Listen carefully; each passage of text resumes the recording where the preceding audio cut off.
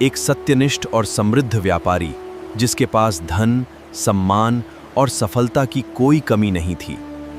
लेकिन एक दिन वही सम्मानित व्यापारी बिना किसी अपराध के कारागार में बंद कर दिया गया। आखिर ऐसा क्या हुआ?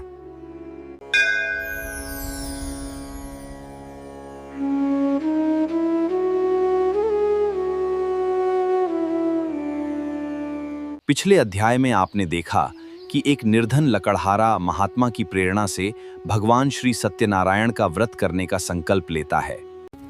उसकी सच्ची श्रद्धा और भक्ति से उसका जीवन पूरी तरह बदल जाता है।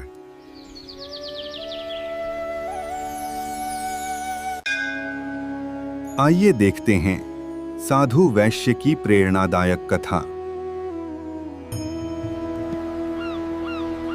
साधु वैश्य धन, सम्मान और सुख समृद्धि से परिपूर्ण थे, परंतु उनके जीवन में एक ही कमी थी, उन्हें संतान का सुख प्राप्त नहीं हुआ था।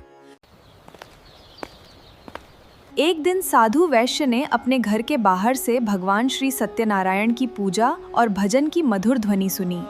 वहां पहुंचकर उन्होंने देखा कि राजा उल्कामुख श्रद्धापूर्वक भगवान श्री सत्यनारायण की पूजा और व्रत कर रहे थे।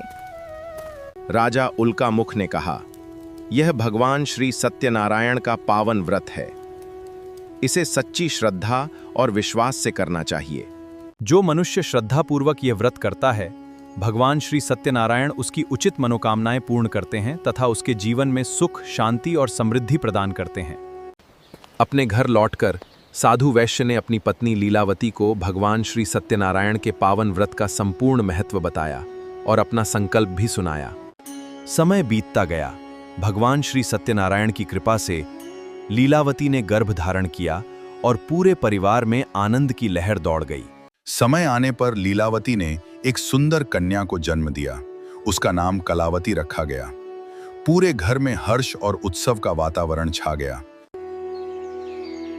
कलावती के जन्म के बाद साधु वैश्य को भगवान श्री सत्यनारायण के समक्ष किया हुआ अपना संकल्प स्मरण आया।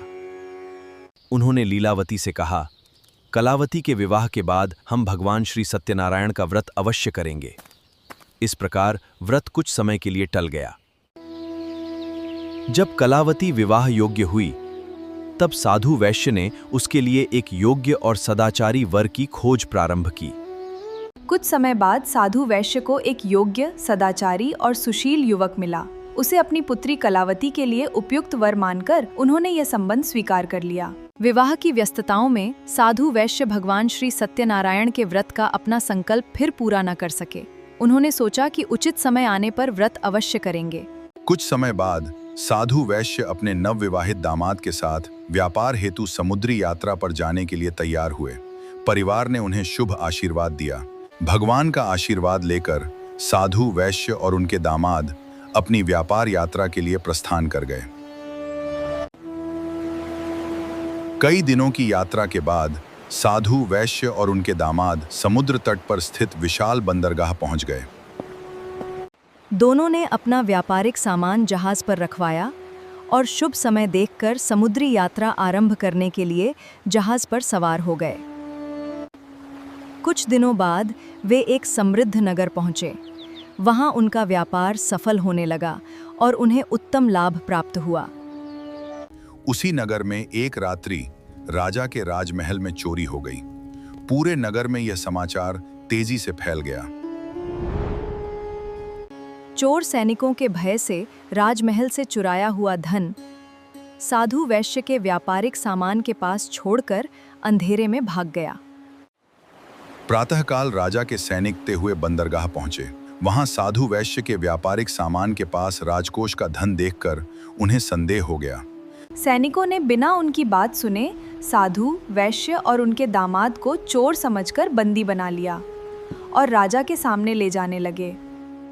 राजा ने परिस्थितियों को देखकर साधु वैश्य और उनके दामाद को कारागार में डालने का आदेश दे दिया। दोनों निरपराध होते हुए भी मौन भाव से सब स्वीकार कर गए।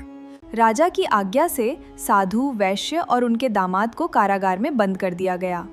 दोनों भगवान की इच्छा मानकर धैर्यपूर्वक वहां रहने लगे। इधर घर पर लीलावती और कलावती साधु वैश्य तथा अपने प्रियजन के सकुशल लौटने की प्रतीक्षा करती रहीं। उन्हें इस अनहोनी का कोई समाचार नहीं था। पर साधु वैश्य के घर की समृद्धि धीरे धीरे समाप्त होने लगी। भगवान की इच्छा से उनका धन और वैभव कम होता चला गया। समय बीतने के साथ लीलावती और कलावती अत्यंत निर्धन हो गईं। अनेक कष्ट सहते हुए भी उन्होंने भगवान श्री सत्यनारायण पर अपना विश्वास नहीं छोड़ा। एक दिन अन्न की खोज में निकली कलावती के कानों में भगवान श्री सत्यनारायण की पावन कथा का मधुर स्वर पड़ा। वह श्रद्धा से उसी दिशा में बढ़ गई। कथा समाप्त होने पर ब्राह्मण ने श्रद्धापूर्वक सभी भक्तों को भगवान श्री सत्यनारायण का पवित्र प्रसाद वितरित किया। कलावती ने भी अत्यंत श्रद्धा से प्रसाद ग्रहण किया। पवित्र प्रसाद लेकर कलावती अपने घर लौटी और उसने अपनी माता लीलावती को भगवान श्री सत्यनारायण की कथा तथा प्रसाद के विषय में बताया। कलावती की बात सुनकर लीलावती ने भी भगवान श्री सत्यनारायण का व्रत करने का निश्चय किया। दोनों ने पूर्ण श्रद्धा से पूजा की तैयारी आरंभ कर दी। उसी रात भगवान श्री सत्यनारायण की कृपा से राजा को स्वप्न में सत्य का ज्ञान हुआ। उसे अपनी भूल का आभास हुआ और वह तुरंत चिंतित होकर जाग उठा। प्रातः होते ही राजा ने अपने सेवकों को बुलाकर साधु वैश्य और उनके दामाद को तुरंत कारागार से मुक्त करने का आदेश दिया। राजा की आज्ञा पाकर राज सेवक तुरंत कारागार पहुंचे और साधु वैश्य तथा उनके दामाद को सम्मान पूर्वक मुक्त करने लगे। राजा ने साधु वैश्य और उनके दामाद को अपने दरबार में बुलाकर सम्मान पूर्वक उनका स्वागत किया। भूल स्वीकार करते हुए उनसे क्षमा मांगी और उनका समस्त धन लौटाने का आदेश दिया। राजा से विदा लेकर साधु वैश्य और उनके दामाद अपना धन साथ लेकर प्रसन्नता पूर्वक अपने नगर की ओर चल पड़े। राजा से विदा लेकर साधु वैश्य अपने दामाद और लौटाए गए धन के साथ नाव द्वारा अपने नगर की ओर प्रस्थान कर गया। मार्ग में नदी के तट पर एक तेजस्वी सन्यासी के रूप में स्वयं भगवान श्री सत्यनारायण प्रकट हुए। उन्होंने साधु वैश्य की नाव को अपने समीप रुकने का संकेत दिया। उस सन्यासी ने अत्यंत विनम्रता से पूछा, हे वैश्य, तुम्हारी नाव में क्या है? महाराज, मेरी नाव में तो केवल बेल पत्ते और लताएं ही हैं। तथास्तु। भगवान के वचन सत्य होते ही साधु वैश्य ने देखा कि उसकी नाव में रखा सारा बहुमूल्य धन और व्यापार का सामान बेलपत्तों और लताओं में बदल चुका था। अपनी भूल का आभास होते ही साधु वैश्य तुरंत नाव से उतरकर उस सन्यासी के चरणों में गिर पड़ा और अपनी भूल के लिए क्षमा मांगने लगा। साधु वैश्य की सच्ची पश्चाताप भावना देखकर भगवान श्री सत्यनारायण प्रसन्न हुए। उसी क्षण उसकी नाव का समस्त धन और व्यापार का सामान पुनः अपने वास्तविक रूप में लौट आया। भगवान श्री सत्यनारायण की कृपा से अपना समस्त धन वापस पाकर साधु वैश्य ने श्रद्धापूर्वक उन्हें प्रणाम किया और पुनः अपने नगर की ओर प्रस्थान किया। कुछ समय बाद साधु वैश्य अपने नगर के समीप पहुंचा। उसने अपने घर शुभ समाचार पर पहुंचाने के लिए एक विश्वस्त सेवक को आगे भेजा। आज की सीख, भगवान श्री सत्यनारायण के समक्ष कभी असत्य न बोलें। याद रखें, सच्चा पश्चाताप, विनम्रता और अटूट विश्वास, यही भगवान की कृपा का मार्ग है। अगले शुक्रवार देखिए अध्याय 4 कलावती की परीक्षा। हमारे चैनल को लाइक, शेयर, कमेंट और सब्सक्राइब करना न भूलें। बोलिए श्री सत्यनारायण भगवान की जय।